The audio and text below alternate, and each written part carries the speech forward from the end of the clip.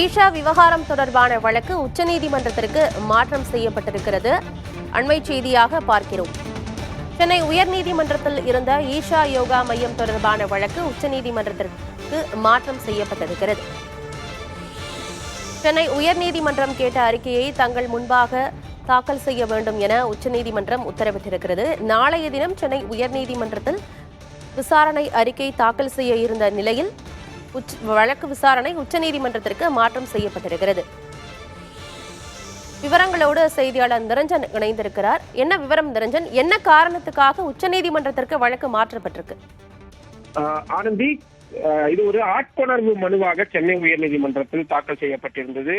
தனது 2 மகள்களை ஈஷா யோக மையத்திலிருந்து மீட்டுக் கொண்டு தருமாறுதான் கோவையைச் சேர்ந்த காமராஜ் என்பவர் சென்னை உயர்நீதிமன்றத்தில் மனு தாக்கல் செய்திருந்தார். இந்த மனுவை அடுத்து பல்வேறு உத்தரவுகள் தமிழ்நாடு காவல்துறைக்கு பிறப்பிக்கப்பட்டிருந்தது. அந்த அடிப்படையில் கடந்த 2 தினங்களாக ஈஷா யோக மையத்தில் தமிழ்நாடு காவல்துறையினரும் விரிவான விசாரணையை நடத்தி வந்த நிலையில் சென்னை உயர்நீதிமன்றம் அந்த விசாரணை அறிக்கையை கேட்டிருந்தார்கள். அந்த விசாரணை அறிக்கையை கேட்டதற்கு எதிராகத்தான் உச்சநீதிமன்றத்தில் ஈஷா யோக மையம் சார்பாக மேல்முறையீடு செய்யப்பட்டு அவசர வழக்காக இன்றைய தினம் உச்சநீதிமன்ற தலைமை நீதிபதி அமர்வில் முறையிடப்பட்டு விரிவாக விசாரணையும் நடைபெற்றது.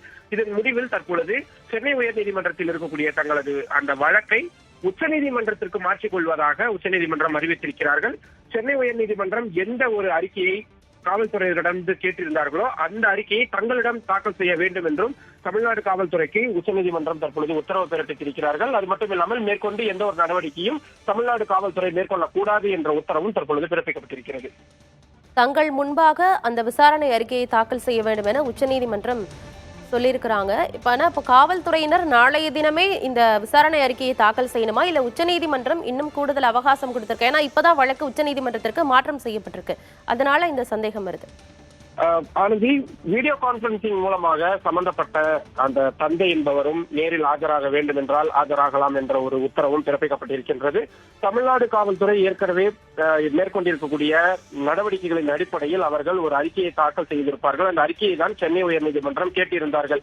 இப்பொழுது என்ன நடவடிக்கை இருக்கிறதோ, ஏனென்றால் மேற்கொண்டு எந்த ஒரு ஆய்வுகளையும் பண்ணக்கூடாது என்று உச்சநீதிமன்றம் தற்பொழுது தடை உத்தரவு என்பதை பிறப்பித்து விட்டார்கள். தற்போது வரை என்னென்ன விவரங்கள் எல்லாம் சேகரிக்கப்பட்டிருக்கிறதோ அவற்றை தங்கள் முன்பாக தாக்கல் செய்யுங்கள் என்று உச்சநீதிமன்றம் கேட்டிருக்கிறார்கள். இன்னும் இன்றைய தினமே கூட மீண்டும் இந்த வழக்கில் சில தெளிவுகள் தேவைப்படும் பட்சத்தில் நாங்கள் அமர்ந்து உத்தரவுகளை பிறப்பிக்கிறோம் என்றும் தலைமை நீதிபதி கூறியிருக்கிறார். அனந்தி, தகவல்களுக்கு நன்றி நிரஞ்சன்.